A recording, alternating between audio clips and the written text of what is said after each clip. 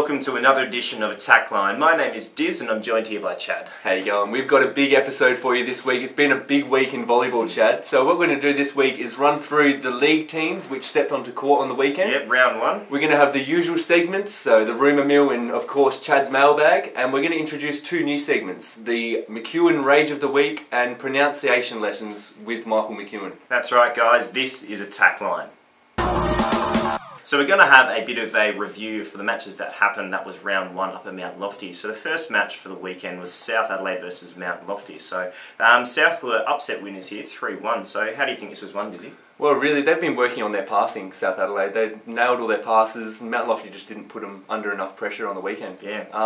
Mount Lofty were finalists last year, so this is a pretty big upset win. It's a great start to the season for South Adelaide. Absolutely. So the next match was USC Lion versus Norwood. Tell us how that one went, Chad. Yeah, well, this was an absolute epic five-setter encounter. Norwood were hot favourites heading into the match. They've only dropped one set in the last 18 matches. They got up in the first two sets, and I think they really dominated from the get-go. But the Lion boys, they made a few changes in the third set, and they rallied, and they were able to take out the win in 5 sets. They were just better. I think their passing improved. They were able to give their setters 3-option pass most of the time, and that really hurt the Norwood boys in the end. So yeah, great result for USC Lion. So the last match for the weekend was the Austral Phoenix versus Henley Hawks. Did you how this one go? Well, Henley actually brought out a star recruit from the beach volleyball series, Casey Grice, big left and right-hander. So they ended up getting the goods 3-1 over Austral. Austral just lacked that second middle, I think, and it does help having an ex-Olympian in Travis Moran on your team. Yeah, of course. BT's setting as well, and he put the ball on the money more often than not. So they were able to walk away with the 3 points. Love to hit every one of his sets. Yeah. So we're going to have a look at Chad's mailbag, but this one, Dizzy, you've got a bit of fan mail here. Well, I received this last week. It was a handwritten love note saying, "Dear Adam, you're the most amazing person I've ever met." Now that's a big call. That's assuming that they've met the entire 7 billion population of Earth. And that they've met me as well. I mean, this is just limiting it to Earth. To planet Earth, yeah. That's an outrageous call. Yeah. Outrageous. Absolutely. Now, the next thing is a bit creepy, I think. I came to the Jetty Bar to see you DJ the other night. Obviously my Facebook spam is working. It's working. But not for the right reasons. I'm not sure. It's a bit of an odd one, that one. Yeah, bit of an odd one. So whoever wrote this letter, if you could come forward, that would be much appreciated. We are assuming you are a girl. I mean, we've done some investigation. It smells like a girl. I mean, I'd know that Fraser Smith, he does love hearts like that. But we're assuming it's just a girl here. So by all means, come forward, and we've got prizes. We've got a bounty for you. But if you come forward, that'd be great. Now the next thing we're going to look at, it wasn't actually any form of mail that we received, but it was something in the Adelaide Advertiser here. Now we'll just hold that up to the screen there. But what the headline here is says, "Wombats in danger of dying out. The race is on to save the southern hairy-nosed wombat, which authorities warn is facing extinction." Now this is a big one. Obviously, Wombat, the reserve setter for South Adelaide Volleyball Club. What's going to happen if he dies out? I think Monkey's going to have to step into his shoes. I mean, he's probably the next in kin setter, and he's going to have to pull his weight as president and setter of the reserves men's team at South Adelaide. But he'd sort of be usurping a role as the token Wombat in South Australian volleyball. What do you think about that? Not a fan at the moment, but at the end of the day, someone's got to do it. Someone has to do it, but ripping read that one. Sorry Wombat, you're dying out. Now, I've had a few people send in some lookalikes, so we've decided to make this a bit of a segment of Chad's Mailbag. And it will also let us explain the Wombat jokes that a lot of people have asked questions from interstate. They don't know, not everyone knows who Wombat is. He's only really famous at Mount Lofty on a Saturday for about 3 hours while he sits on the bench. And duties. Duty bat. So, first of all, this is Wombat and a Wombat. Pretty close, I think. No, the similarities are striking. It's just uncanny. So the next one that we're looking at is South Adelaide middle blocker, now playing in an opposite role, Josh Hickson, an up-and-coming fast bowler for the Australian cricket team, Mitchell Stark. Now I think this one's a dead ringer. I can't even tell the difference. Now, the next one that was sent in was Daniel Dempsey, and of course the Australian native animal, the koala. Yeah, it's a bit strange. There's a lot of South players coming up, and look, a lot of South players being sent through. I think it's the southern suburbs. I think they just need an ego boost to basically associate themselves with someone famous. With a famous person, that's rough. That's rough, but I think Demps and a koala, that's also a dead ringer. Now, I've been likened here to the Australian golfer Adam Scott. Adam Scott, 2 Adams here, guys. So this is Adam, and then this is Adam here. So I think that's also pretty close. And of course, guest panellist tonight, he's got his own segment later on in the show, but Michael McEwen has been mistaken for the co-host on Attack Line, and Chad. Yeah, this photo was taken up at uni games, and both our girlfriends got us confused, so that could be a bit interesting in future weeks. So yeah, by all means, send through some more of your lookalikes and we'll put them up. So we're going to turn our attention to the women's matches for round 1 that happened on the previous weekend. So the first match for this round was South Adelaide versus Mount Lofty. So how did this one go, Dizzy? Well, unlike the South men, obviously the South women must have struggled with their passing, because it was a pretty dominant performance by Mount Lofty with their serving and through the middle. Yeah, I think the Mount Lofty girls really picked off where they left off last year. Unlucky not to get the grand final win in the previous season, but they look like the team to beat this year, I think. Now, Lion have continued their strong dominance, defeating Norwood 3-0 on Saturday. Yep. Grand finalist winners last year. Yep, continuing their success in 2012. They are also looking strong. Mount Lofty and USC Lion, obviously very strong in the women's division. They also picked up where they left off last year. And the final result, Austral defeated Henley 3-2 in a close 5-setter. Yeah, Henley got the first 2 sets in this match, and then the Austral girls, they rallied and came back and won a very tight one. And a great start for the year for both these teams.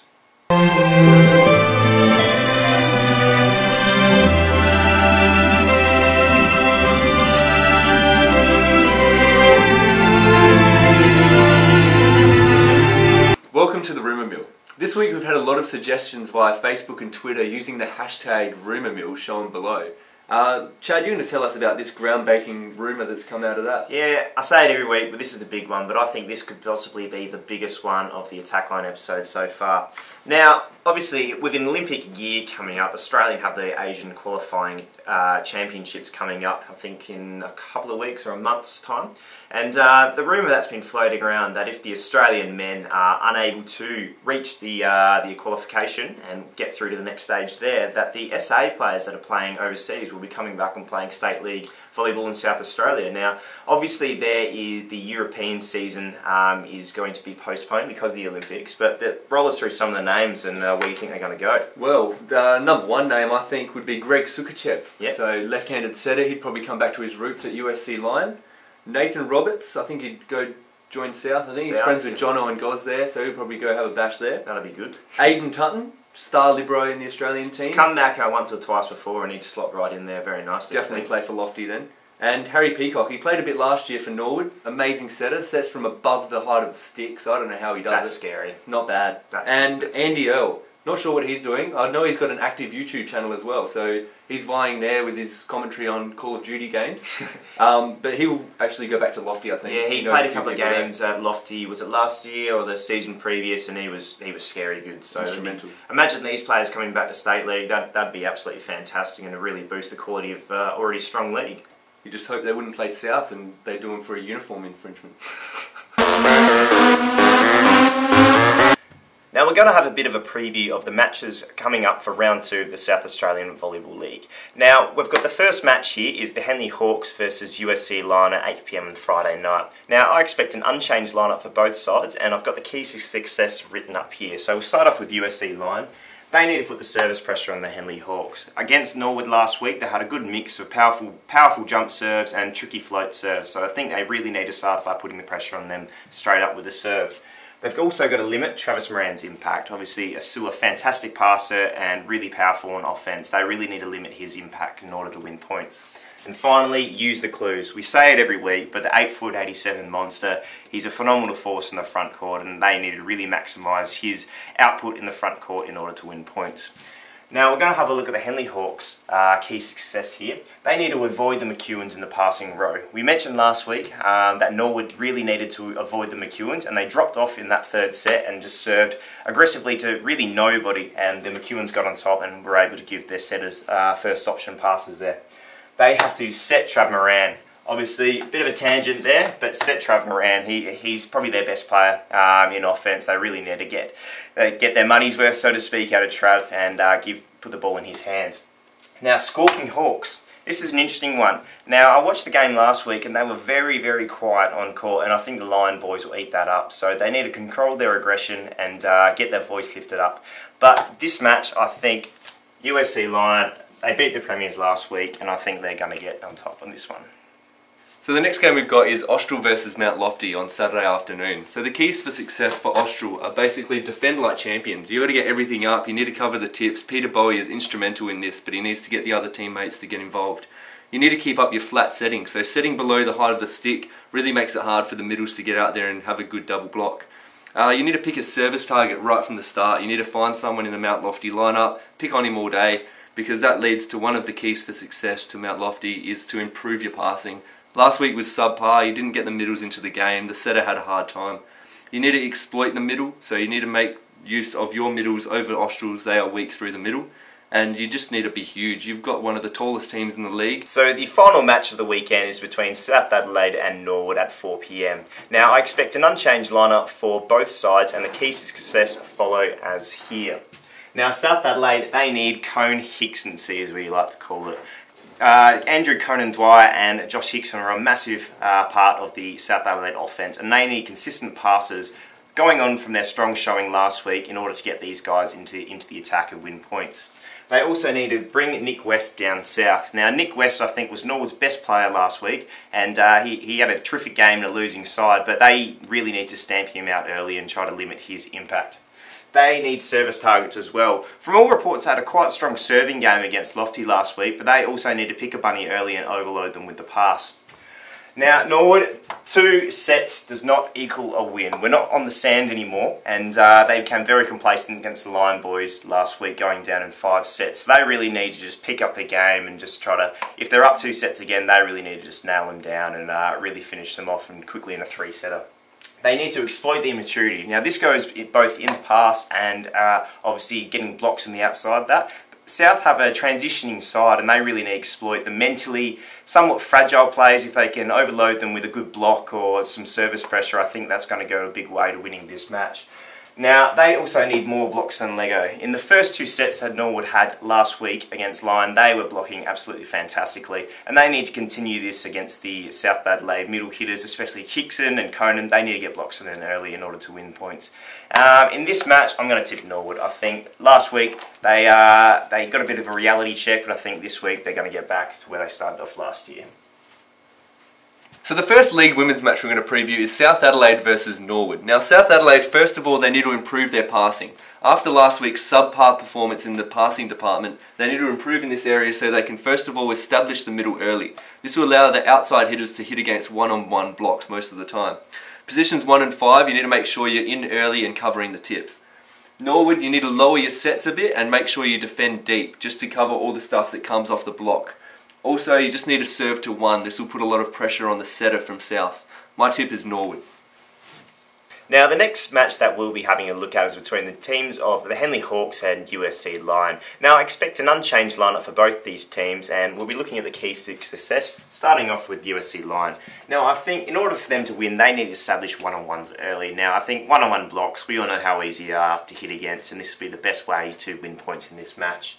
They need to avoid complacency. Now, they are a very strong team, and I haven't seen it before, but we have seen other teams that in the SA Volleyball League that are also as strong. They tend to drift into complacency, which I don't think is the best thing, obviously, in round 2. They need to be aware of what I like to call the social antics. The little cheeky sets to 1, the tips over the blocks. They just need to be aware and pick these up and really put the pressure on and fire back at them. Henley, I think they need to attack the server. By this, I mean, don't be overwhelmed by the powerful serve. Just back your own ability and be confident and just get money passes in as often as you can. They also need to establish a presence in the middle. Now, we touched on this in an earlier episode that USC Lion have a younger middle, a few younger middles actually, so they need to really just take it to them through the middle. They need to leave it all on court. Now, they started very well against Austral last week, taking the first 2 sets, but I think they just lacked that final gear to take it to the next level. And I think if they really leave everything on court, give their all, they'll go a long way to winning this match. But unfortunately, I think it's going to be the Lion girls who get out on top for this match. The final league women's match we'll be previewing is Austral versus Mount Lofty. Now, Austral, first of all, you need to establish the middle early and be confident in your own ability. You need to serve aggressively and make sure you defend deep. Mount Lofty have big hitters and they usually hit very deep and off hands. Mount Lofty, you need to show up and serve in. I'm tipping Mount Lofty in a tight one.